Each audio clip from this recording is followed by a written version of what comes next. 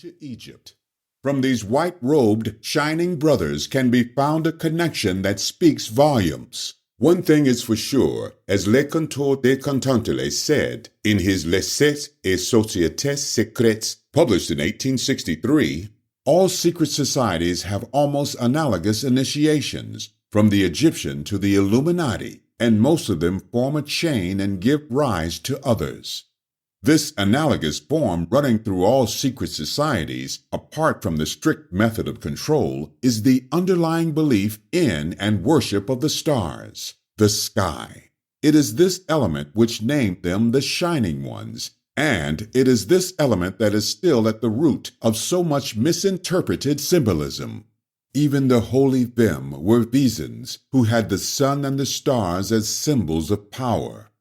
This worship of the stars was known as Sabiism, and the High Mason Albert Pike pointed out the 7 great primitive nations, from whom all others are descended, the Persians, Chaldeans, Greeks, Egyptians, Turks, Indians, and Chinese, were all originally Sabiist and worshipped the stars.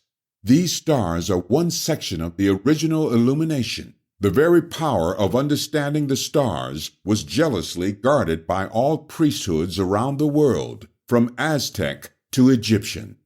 In each case, the role of the priest was to interpret the movement of the stars, sun, and moon in order to better predict the future and for navigation. This jealousy forged ciphers, codes, and symbols. It forced the hiding and destruction of implements and tools of the trade. Many of the Freemasonic symbols we see today were never meant for building. They were meant for astrology, or the logic of the stars. The Holy Them also had a secret that reveals this. The stick, stone, string, and grass were implements used to measure. The stone tied to the string, attached to the stick, and placed in the ground were used for ruling the ground. A mystical and almost very real device. This gave rise to the rule over mankind, for knowledge is power.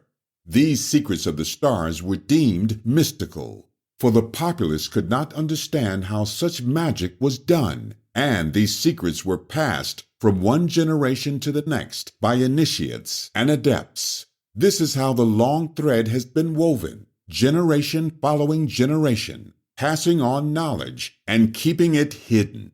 Eventually and often, the secret brotherhoods no longer know why they keep their odd symbols secret and why they say the strange invocations. But through their traditions and by their dedication to their brothers, they kept alive a rich tapestry that can be broken down and reinterpreted. The truth is almost never to be found in the picture we see before us. And so we must pull hard on the thread and begin to unravel the tapestry one generation at a time.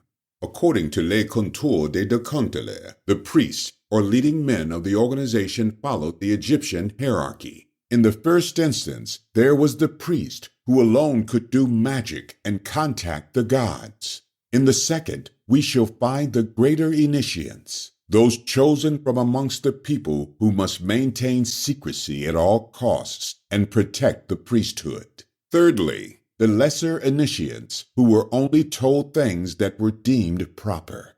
In this hierarchical trinity, we see an exact plan of most, if not all, of the world's secret societies. The majority of Freemasons today would fall into the category of the lesser initiates.